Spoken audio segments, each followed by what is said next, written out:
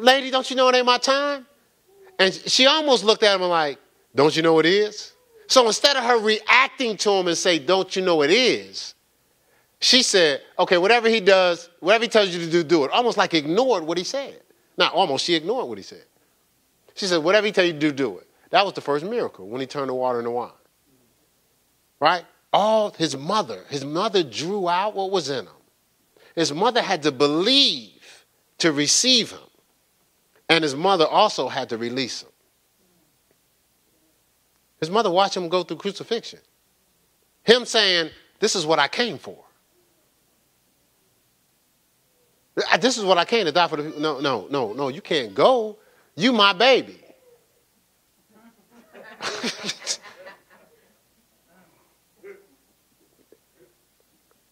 Y'all good? A couple people making that same statement? Right, but she had to, he was purpose for something. So there's a time of nurturing, there's a time of preparation, and there's a time of release. And then I think about Rebecca. And so Rebecca recognized what was on her children's life. And even though it wasn't the norm for the younger to usurp the elder, you got Jacob and Esau, Rebecca recognized it. And she made sure she did what it took for Jacob to be what he was supposed to be. So a lot of times your moms, because of being connected at the womb, they'll pick up things in you. And so she had to tell Jacob, Jacob, I need you to do this. Jacob, I need you to do that. Jacob was like, okay, this is not going to go over well with my brother or anybody else. I don't care who's going to go over well with. Just do what I asked you to do. But Jacob became Israel, all because of his mom. And so I think about a mother's love and how they have the strength, they have the intercession, and a lot of times they have insight. And I think about a mother, no matter what, you know how you watch the shows and the kid do something crazy, get locked up, and the mom be like, no, that's my baby. No, your baby just shot somebody. So realistically, you're in denial. You know, but there's something in the mother that no matter what a child will do, they'll always see them at a certain place. And so it needs to be at least appreciated.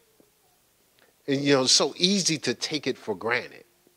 But it costs their life. You know, I'll share this with you guys. You probably, some of you realize, some of you don't. You know, for guys, we understand how to discipline and direct the child. We understand it. God has equipped us that way. But a mother feels the child. So if you take a baby falls down, you know, mom reflex is going to go comfort that child. The dad's going to say, get up. I just saw it the other day. You know, this young man, actually, he was walking out here. This young man fell under the awning, and he was with his dad. His dad was like, okay, get up. Dad didn't even flinch. He didn't go, you okay? He didn't do none of that. It's like, get up. Because the dad is teaching him how to handle falling, because he's going to fall. He's going to fall. He's going to be hurt. It's not a negative confession. That happens. So the dad is teaching him how to handle it. Whereas the mom, oh, my baby, my baby. So we was in a situation. The goal is when you leave the house, I guess it's about 13, you leave the house, go to the bathroom before you leave the house. Because we're traveling at a distance. So she shares it to my son. My son, his response was kind of like a little funky response. Like, I'm good, because now he's crossing over to a teenager, so he wants to just make decisions for himself, not even hearing the information. I'm good, Mom, I'm good. So I looked, and in that moment, I was like, okay, Mr. Good, if you end up having to go to the bathroom, we're going to see how good you are. So we get to the location, and we have to wait for the people we're waiting on to come out. Guess what? Who's in the back got to go to the bathroom? I got to go to the bathroom. So I sat there. I didn't even flinch. I was like, no, you just have to wait. And I was saying to myself, if he go to the bathroom on himself, he's going to learn a lesson here. Now, I know some of the mothers in there, it's like, you ready to call children's services on me, but I'm telling you, that's what I'm thinking. I'm being real. That's what I was thinking. Well, maybe like 15 seconds into this discipline that I'm trying to work here on her behalf, because she's the one that told him to go use the restroom. Somebody's sitting next to me like this, squirming. Sir, like she got to go to the bathroom. I'm looking, I'm like, what is you doing? You messing up the groove here. I guarantee you after the day, he going to go to the bathroom when he has to. But I couldn't even execute the discipline because my wife is sitting over there like she got to go to the bathroom. I said, man, go to the bathroom, man. Just go to the bathroom. This ain't going to work because she ain't helping. Trying to help her out. But the thing is, she felt him. She felt like she had to go to the bathroom for real. I wouldn't feel nothing. So it's like this. You got a child, they're in trouble. So the mom is the only one home and she has to spank the child. Every lick she feels. Bam! Ah! She feeling the pain. Bam! Ah! That's enough. Or she has to execute the punishment. You're going to your room and you're not coming out for 2 weeks. About half hour later. Okay, now just don't do that no more. Dad's left home. Child get in trouble. Bam, bam, bam, bam. Did you feel it yet? He ain't feeling nothing. If he says you're in punishment for 2 weeks, he might add on some days. He ain't feeling nothing. Baby, it's been a week. He looks sad. Okay, well, I said 2. He'll be all right. You need a balance, but the child has to learn how to handle at the same time. You can't abuse the child, so that's why you have a balance, right? 2 different designs. A mother feels the child is the point. So even for some of the children in here, don't abuse your mom. Don't take them for granted. Because some of y'all be playing the games. Good. Mom going to feel me. Dad's going to discipline me. I think I can work this. Yeah, I got this one down. Mom, your dad said I can't go. You know what I mean? Why wouldn't, you know what I mean? Everybody else is going, Mom. You know, trying to create a divide, you know, like. Or sit around, Mom. You hungry? No. Well, do you want to go do? No. I really wanted to go to the party. Because Dad said I couldn't go. I just don't feel like eating or doing nothing. Mom would be like, well, you know, let him go.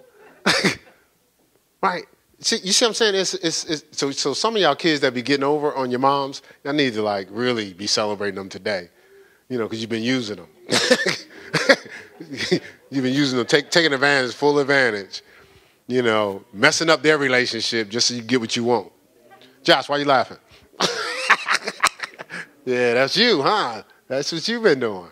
All right, so just a mother's life is different. You know, being a mother is giving your children the best of what you have to give out of your heart. And that's, you know, especially spiritually.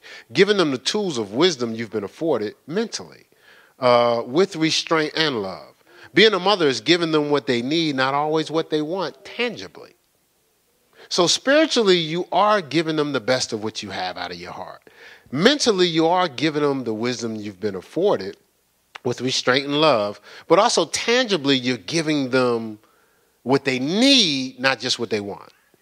Being a mother is putting them in the best position to choose God's obedient path for them. Putting them in the best position to choose God's obedient path for them. Initially placing them on a path and patiently praying them along their way.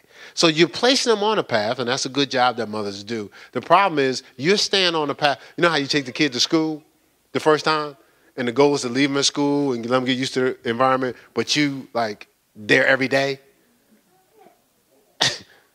No, you're placing them on a path, and then you're praying for them to adapt and to go along that path. So you initially place them on a path and patiently praying them along their way. Each mother is charged to work with whatever, listen to this. Each mother is charged to work with whatever start their mother has given them and allow God's grace and mercy to fill the gaps. With this being said, as God measures his approval, God is very pleased with every job that a mother has done because each of you have used the tools that you were afforded. See, some of you look at other people, but you weren't given those tools. Some of you have made decisions that you found out later that other people have made a better decision than that. They might have been afforded better tools. You made the best decision based on what you were afforded. And what happens is God's grace and mercy will fill the gaps. The thing is, some of us won't give God a chance to give you his grace and mercy. You beat yourself senseless. Like, I don't think I deserve this grace and mercy because I blew it. Well, that's an opportunity for you to humbly accept help. To humbly accept God loving you even though you may have not done what you think to deserve it. Now is an opportunity for you. See, when you dot your I's and cross your T's, then you can say, I did that because I'm sweet.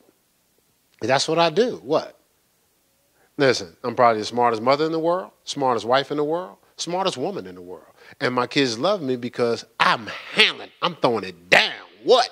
You know, like Spade's car, bam, what? Mama. Right? Right, so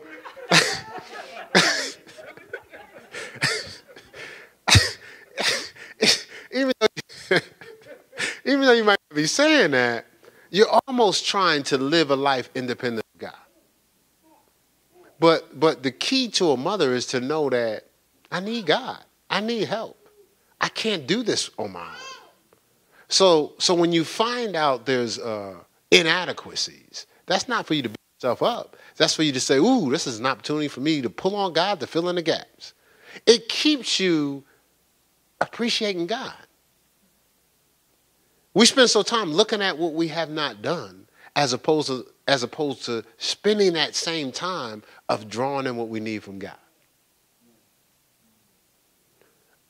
You can adapt this philosophy. I did the best I could. God, I need you to take it from here. See, it's not about you getting all the accolades anyway. It's about God. There's no competency of yourself. It's God.